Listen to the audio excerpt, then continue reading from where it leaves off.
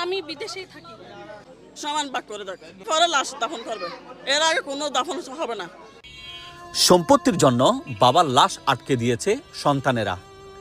1-2 ঘন্টা নয়, টানা 40 ঘন্টা বাবার লাশ ছিল এই লাশবাহী ফ্রিজারে। বলছি সরকারি কর্মকর্তা সেকান্দারের কথা।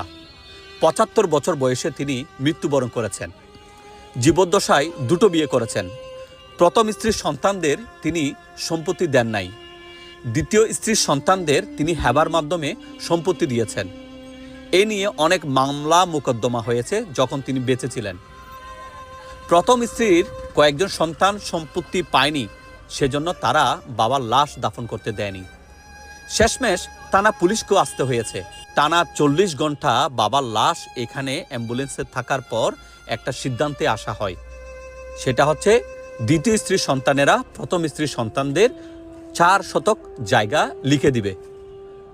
লিখিত চুক্তির পর সে লাশ দাফন করা হয়েছে। 20 ডিসেম্বর ভোর 5:30টার দিকে সেকান্দার মৃত্যুবরণ করেন। 21 ডিসেম্বর মাগরিবের নামাজের পরে তার নামাজে জানাজা অনুষ্ঠিত হয়। এরপরেই পারিবারিক কবরস্থানে তাকে দাফন করা হয়েছে। আলোচিত এই ঘটনাটা ঘটেছে চট্টগ্রামের হাটহাজারী উপজেলার পৌরসভার একটি গ্রামে। যদিও সেকান্দার পৌরসভার বাসিন্দা নন, তিনি পার্শ্ববর্তী একটি ইউনিয়নের বাসিন্দা।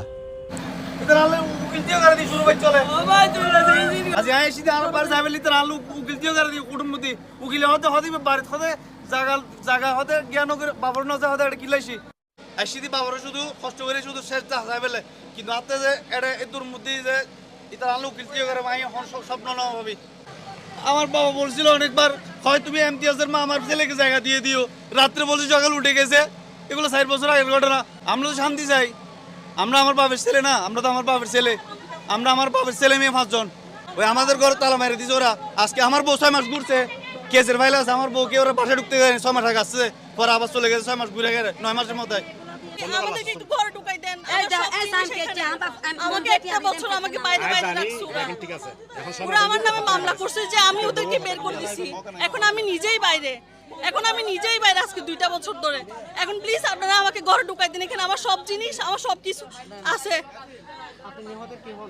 দেখেন আমি মঞ্জুর মোর্শেদের বউ, হ্যাঁ, আমার মোহাম্মদ সেকান্দর হোসেনের আমি ছেলের বউ, মেজোটা ছেলের বউ মঞ্জুর মোর্শেদের। দেখেন এটা হচ্ছে যে আমার শ্বশুর এবং আমার শাশুড়ি ছবিটা তুলছে যে ওদেরকে আমরা বের করে দিছি, কিন্তু আমি নিজেই বাইরে। আমি আজকে 3টা বছর ধরে আমি আমার রুমেও যাইতে পারতেছি না, আমার জিনিস আমি কিচ্ছু আমি ইউজ করতে পারতেছি না। আমি যখনই এগুলো সব হচ্ছে যে আমার শ্বশুর জন্য যা যা টাকা পয়সা দিছি ওইগুলা রিসিভ এগুলা। এখন ভাই আমি বেশি কিছু চাচ্ছি না, আমাকে একটু রুমে ঢুকাই দেন, আমার ঘরে আমাকে একটু করে ঢুকাই দেন। আর ভাইয়া আমার সৎ শাশুড়ি, আমার শ্বশুরকে আমি অনেক ভালোবাসি। আমার শ্বশুর অনেক দেখতে পারতো। বউয়ের বাচ্চা হওয়ার জন্য বাইরে থাকে। আমি বিদেশেই থাকি। আমার শ্বশুরের সাথে আমাদের কোনো সমস্যা নেই। যা সমস্যা আমার সৎ শাশুড়িই করছে। আমার শ্বশুরের সৎ শাশুড়ি আগে আমার হাজবেন্ডকে ইউজ করছে। সব টাকা পয়সা আমার হাজবেন্ড থেকে আমার সৎ শাশুড়ি খাই ঘরটা রেডি করছে। এই ঘরটা আমার হাজবেন্ডে রেডি করছে। তারপরে আমার হাজবেন্ড জানতে পারতেছে যে ঘরের ভিটাটা আমার হাজবেন্ডের নামে নাই, এবং ওনারা বলতে 5তলা বিল্ডিং পুরো আপনারা করে ফেলেন, কিন্তু ঘরের জায়গাটাই আমার হাজবেন্ডের নাই। তো একজন প্রবাসী হয়ে এই টু জেড সবকিছু করে এখন আমরা তো পুরো ফতের ফকিরে গেছি। আমাদের সব ইনকাম আমরা এই ঘরে ঢেলে দিছি, আমরা সব কিছু করছি। এখন আমরা কই যাব? আমাদের কোনো পথ নাই, আমরা এখন কই যাব? আমাদেরকে আপনি একটু এখন ঘরে ঢুকাই দিবেন। আমি এই ঘর ছাড়া কোথাও যাব না ভাইয়া। আমার বাপের অধিকার আমার হাজবেন্ডে,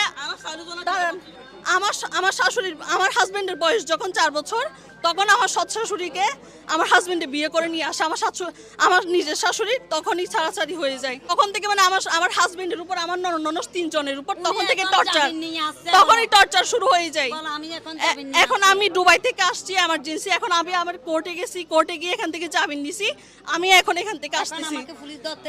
হ্যাঁ, আমাকে 10টা কিলো লাগাই দিছে উচ্ছেদ মামলা, যে আমরা ওনাদেরকে এই ঘর থেকে বের করে দিছি, কিন্তু আদৌ আমরা কিন্তু এই ঘরে নাই। আমার আব্বার কাছ থেকে জায়গা সবগুলো এনতিয়া স্যামদাপ আমানা, এটা হচ্ছে আমার সৎ মা, ওরা জায়গাগুলো ইয়া করে জোরপূর্বক ভাবে নিয়ে ফেলছে।